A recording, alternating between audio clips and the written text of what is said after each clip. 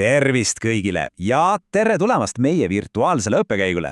Täna läheme koos avastama neid lugusid, mis on peidus kivimites siinsamas meie oma Eestis.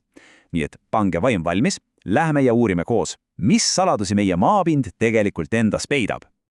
Nii, ja meie esimene peatus on, vaadake seda vaatepilti, meie oma võimas Põhja-Eesti pankrannik. Näete neid kihte? Kogu see uhke kalju koosnebki erinevatest kivimitest. Sellel rännakul uurimegi 3 peamist kivimittüüpi ja alustame just sellest, mis on andnud kuju neile muljetavatele kaljudele. Okei, alustame siis päris algusest. Meie esimene kivimittüüp on tartkivimid. Ja neid kutsutakse ka tulekivimiteks. Päris hea nimi, eks? Sest nad ongi sündinud otse tulekuumast maapõjust. See on tegelikult üsna lihtne, kui järele mõelda. Kui tulikuum sulakivim, nimetame seda siis magmaks, kui ta on maa all, või laavaks, kui ta on välja voolanud, jahtub ja muutub kõvaks, ongi sündinud tartkivim. See on justkui kivimete eluringi kõige esimene samm. Nüüd, mis on eriti põnev, on see, et neid tartkivimeid on 2 sorti ja kõik sõltuks sellest, kus nad jahtuvad. Kujutage ette, kui magma jahtub hästi aeglaselt sügaval maakoores, on kristallidel aega kasvada ilusaks ja suureks. Nii tekivad süvakivimed nagu kraanid. Aga kui laava purskab vulvaanist välja ja jahtub maapinnal hästi kiiresti, siis pole aega, kristallid jäävad pisitilukeseks ja nii tekivad purskekivimed, näiteks basalt. Aga oot, kui graniit tekib sügaval maa all, siis kuidas on võimalik, et me Eestis neid hiiglastest lausa üle komistame? Vastus viib meid ajas kaugele tagasi, jääaega. Hiiglaslikud ljustikud kraapisid need kivid 1000 aastaid tagasi Skandinaavia kaljudest lahti ja vedasid endaga siia, jättes need maha meie põldudele ja randadele. Okei, jätame rändrahnud selja taha ja liigume oma matkal edasi. Nüüd võtame fookusesse kivimid, mis moodustavad tegelikult enamiku Eesti aluspõhjast. Ja need on kivimid, mis jutustavad meile uskumatuid lugusid iidsetest meredest ja elust, mida ammu enam pole. Ja siin on meil midagi imelist, Lõuna-Eesti liivakivi paljandid. See on ju nagu looduse enda raamat, kas pole. Iga kiht on otse kui lehekülg ajaloost, aga kuidas selline raamat siis kokku pannakse? See käib samm-sammult. Kõigepealt murenemine. Ilm, vesi, tuul, need kõik närivad olemasolevaid kaljusi, tehes neist pisikesi puruosi.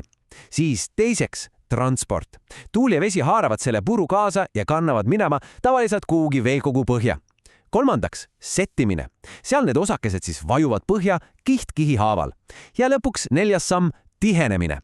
Peale tulevad uued ja uued kihid, mis oma raskusega alumisel lihtsalt pressivad kiviblokiks kokku. Ja voilà, settekivim ongi sündinud. Okei, rääkime nüüd Eesti kõige kuulsamast kivimist, lubjakivist. Pealt näha, lihtsalt üks hall kivi. Aga uskuge mind, see peidab endas midagi väga-väga erilist. Kas keegi oskab arvata, mis see on? Just nimelt, fossiilid. Meie paekivi on tegelikult üks suur iidsete elukate surnuaed, täis tigude, karpide, korallide jäänuseid. Ja miks? Sest kujutage ette, 100 miljonid aastat tagasi oli Eesti asemel soe ja troopiline meri. Kõik need loomakesed elasid ja surid seal ning nende kojad ja skeletid vajusid merepõhja ja aja jooksul pressiti need kokku selleks samaks lubjakiviks, mille peal me täna kõnnime. Uskumatu, eks? Nii et pidage meeles, fossiilid ongi need kivistunud jäänused või isegi lihtsalt jäljed ammustes elukatest. Nad on nagu aknad minevikku, mis lasevad meil piiluda maailma, mida enam ammu ei ole. Okei, nüüd lähme rännakule sügavale maa sisse. Vaatame, mis on 3. kivimittüüp ja mis kõige tähtsam, kuidas nad kõik omavahel seotud on ühes suures lakkamatus ringluses. Kujutage nüüd ette, mis juhtub ühe kivimiga, kui ta satub kilomeetrite sügavusele maakoorda. Seal on meeletu kuumus ja täiesti pöörane rõhk. Need 2 asja koos ongi justkui üks hiiglaslik ahi, mis suudab olemasolevaid kivi, täiesti ümber küpsetada. Ja see tabel siin näitab seda ideaalselt. Vaadake, võtame meie vana tuttava lubjakivi, mille sees on fossiilid. Pistame selle sinna maa-alusesse ahju ja välja tuleb kaunis marmor. Või võtame liivakivi. Pärast kuumust ja rõhku saab sellest ülitugev kvartsiit. Isegi graniit, mis on juba ise nii tugev, muutub millekski uueks, selliseks kihiliseks kivimiks, mille nimi on gneiss. Nii et algne kivi ei hävine, ta lihtsalt sünnib uuesti, täiesti uute omadustega. Ja siin see ongi. Kogu asja võtti. Kiviringe. See pilt näitab, kuidas kõik on omavahel seotud ja miski ei kao niisama ära. Vaadake, Tartkivim võib mureneda. Sellest tekib sette, millest omakorda settekivim. See settekivim võib aga sattuda sügavale maa alla, kus temast küpsetatakse moondekivim.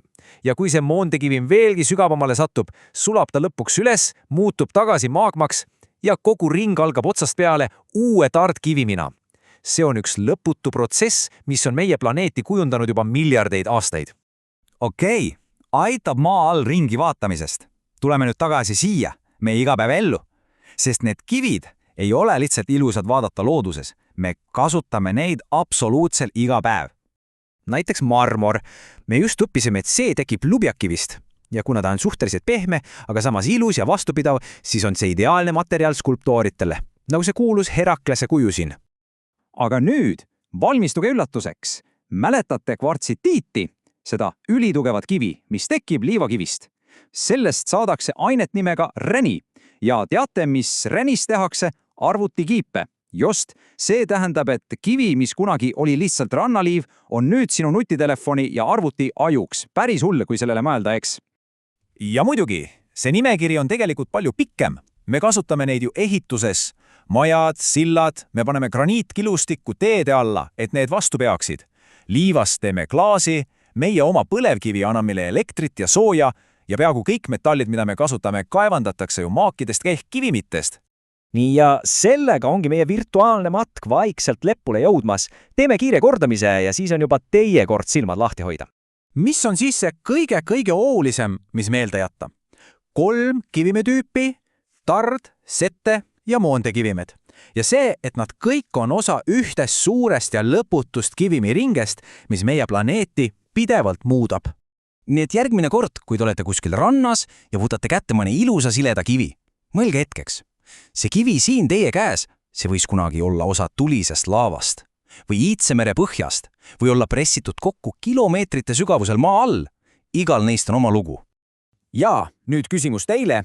Kui iga kivi jutustab oma loo, siis millise loo leiate teie järgmisel korral õue minnes? Hoidke silmad lahti ja olge ise väikesed geoloogid. Suur aitäh teile kaasa mõtlemast!